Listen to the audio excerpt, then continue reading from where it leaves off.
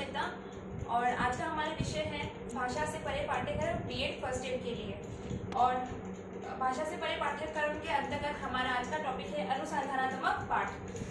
अनुसंधानात्मक पाठ को समझने के लिए पहले हमें ये समझना होगा कि अनुसंधानात्मक पाठ के अंतर्गत कौन कौन सी विषय वस्तु जोड़ी गई है, यानी कि अनुसंधानात्मक पाठ होता क्या है।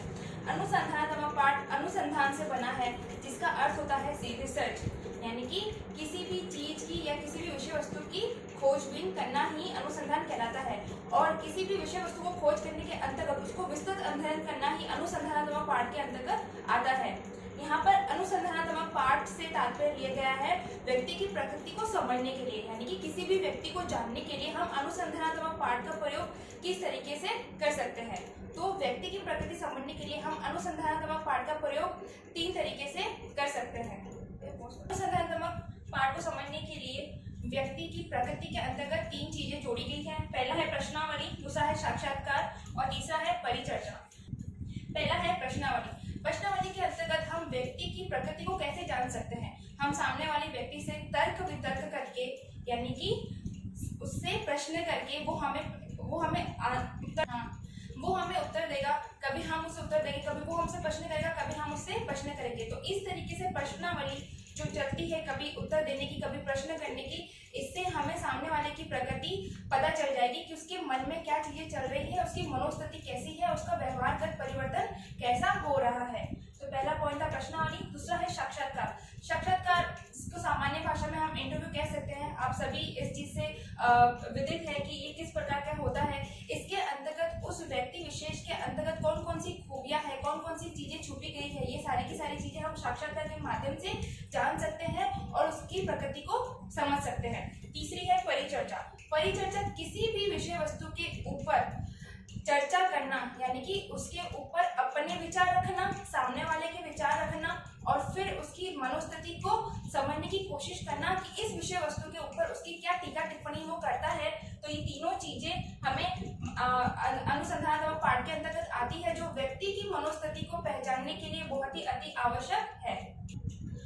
अनुसंधान पाठ के अंतर्गत हमने ये तो समझ लिया कि ये व्यक्ति की प्रकृति को जानने के लिए बहुत ही अति आवश्यक है, लेकिन ये कक्ष में और विद्यालय में बालकों की मनोस्थिति कैसे जानेगा, ये भी एक अहम सवाल है। जब भी शिक्षक कक्ष में जाता है तो कक्ष में जाने से पहले वह उस कक्षा के अंतर्गत कितने बच्चे हैं, उनकी मनोस्थिति कैसी है, उनकी योग्यता कैसी है, ठीक है, उनको उस विषय वस्तु के बारे में कितना पूर्व ज्ञान है, और पूर्व ज्ञान है तो उसको आगे कैसे बढ़ाना है। पूर्व ज्ञान के साथ साथ में जो हम विषय वस्तु शिक्षक पढ़ाएगा उसमें उन बालकों की कितनी रुचि है, अगर उसकी रुचि है तो उस रुचि को कितना बढ़ाना है और किस सीमा तक ले जाना है, ये सारी की सारी चीजें अनुसंधानात्मक पाठ के अंतर्गत ही शिक्षक करता है। शिक्षक का कार्य सिर्फ बालकों को शिक्षा प्रदान कराना ही नहीं है, वरन उस बालक को भावी जीवन के लिए तैयार करना है और उसको समाज में हर नवीन तकनीक के लिए उसको दिशा निर्देश करना है, ताकि वह आगे बड़ा होकर या फिर भविष्य में अपने आप को समाज के अंदर कैसे रखेगा। ये सारी की सारी चीजें शिक्षक छात्र को बताता है। ये सारी की सारी चीजें मानवीय प्रकृति की विभिन्न अवधारणाओं के अंतर्गत आती है, यानी कि जो भी हमारा अनुसंधानात्मक पाठ था उसके अंतर्गत अलग अलग धारणाएं हैं, और ये अलग अलग धारणाएं किसके अंतर्गत आती है, मानवीय प्रकृति की विभिन्न अवधारणाएं के अंतर्गत आती है। ये विभिन्न अवधारणाएं 5 है, जिसमें से हमारा पहली अवधारणा है विशिष्टताओं की पहचान। जिस तरीके से हमारा पहला पॉइंट है विशिष्टताओं की पहचान, हम इसके नाम से ही विदित कर सकते हैं कि विशिष्ट चीजों की पहचान करना, यानी कि उस बालक के अंदर या फिर उस व्यक्ति विशेष के अंतर्गत कौन कौन सी विशेष बातें हैं, अगर कुछ बातें हैं तो उनको और आगे बढ़ाना, और अगर उसके अंतर्गत कोई विशिष्ट बातें छुपी हुई है तो एक शिक्षक या फिर एक समाज सेवा के अंतर्गत हम उसको कैसे बाहर निकाल सकते हैं, चाहे वो किसी व्यक्ति के अंतर्गत हो या किसी बालक के अंतर्गत हो। तो सारी की सारी चीजें हम विशिष्टताओं की पहचान के अंतर्गत पढ़ेंगे। विशिष्टताओं की पहचान के अंतर्गत बहुत ही महत्वपूर्ण बिंदु आते हैं, जिनमें से कुछ अति आवश्यक महत्वपूर्ण बिंदु मैं आपको बता दी हूँ। तो उसमें पहला महत्वपूर्ण बिंदु है हमारा व्यक्तित्व संबंधी विशेषता, यानी कि एक शिक्षक द्वारा व्यक्तिगत संबंधी विशेषता को कैसे उजागर करना है बालक के अंतर्गत। बालक जब कक्षा में बालक को अपनी जो भी प्रतिभाशाली चीजें होती है उसके अंतर्गत इतनी चीजें पता नहीं चलती, तो ये शिक्षक का परम कर्तव्य है कि बालक के अंतर्गत जो भी आंतरिक और बाह्य जो भी खूबियां छुपी हुई है, जो उसके व्यक्तित्व में बहुत ही अच्छा कार्य कर सकती है, वो सारी की सारी चीजें एक शिक्षक को पहचान कर उसको बाहर निकालनी चाहिए, ताकि वह भविष्य में और अच्छा कार्य कर सके और अपने व्यक्तित्व का सर्वांगीण विकास कर सके। दूसरा है सामाजिक विशेषताएं।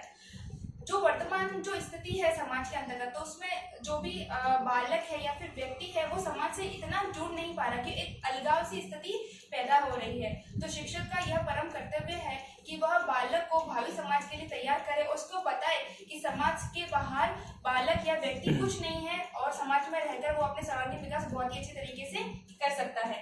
तीसरा है हमारा शैक्षिक विशेषताएं। शैक्षिक विशेषताओं के अंतर्गत एक कक्षा के अंतर्गत कई तरह के बालक होते हैं, जैसे कि कोई बहुत ही प्रतिभाशाली होता है, कोई सामान्य होता है, तो कोई काफी मंदबुद्धि बालक होता है। ऐसी स्थिति में अध्यापक को ऐसी चीजें या फिर ऐसी गतिविधि का संचालन करना चाहिए जिससे कि जो प्रतिभाशाली बालक है वो अन्य बालकों को भी मदद कर सके, और ऐसे विषय वस्तुओं का समावेश करना चाहिए जिससे कि जो मंदबुद्धि बालक है वो भी सारी चीजें समझ सके आसानी से, क्योंकि मंदबुद्धि बालक की थोड़ी सी बुद्धि लब्धि कम होती है। तो ऐसी स्थिति में शिक्षक का ध्यान देना यहाँ पर थोड़ा सा ज्यादा हो जाता है, लेकिन एक शिक्षक के लिए सारे स्टूडेंट या फिर सारे विद्यार्थी एक जैसे होते हैं, इसलिए हमेशा ऐसे पाठ्यक्रम का समावेश करना चाहिए जिससे कि सबकी मनोदशा एक जैसी बनी रहे।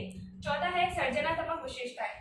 विद्यालय के अंतर्गत समय समय पर ऐसी गतिविधियों का संचालन करना चाहिए जिससे कि शिक्षक के अंतर्गत कोई भी प्रतिभा छुपी हुई है तो वो बाहर आ सके, जैसे कि चित्रकला का आयोजन करना चाहिए, नृत्य कला का, गायन कला का, ऐसी अनेक गतिविधियों का आयोजन करना चाहिए जहाँ पर विद्यार्थी अपनी कलाओं को दिखा सके और अपने अंतर्गत छुपी हुई खूबियों को जान सके। चौथा है शारीरिक विशेषताएं।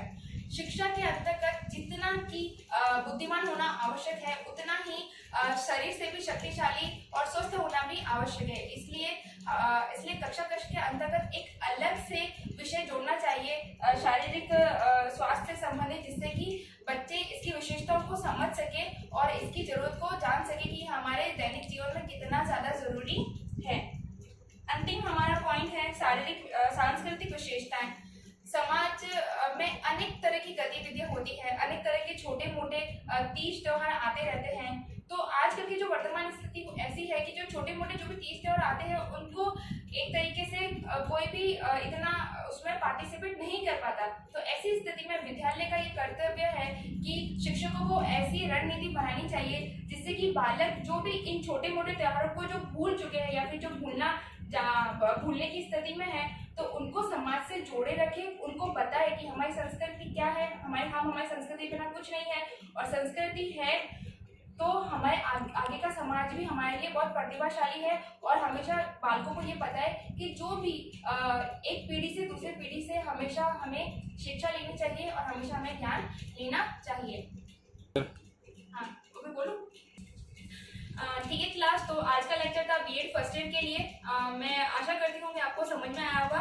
अगर आपको कुछ भी परेशानी आती है इस लेक्चर से संबंधित, तो आप मुझे ग्रुप में मैसेज कर सकते हैं, आप मुझे पूछ सकते हैं।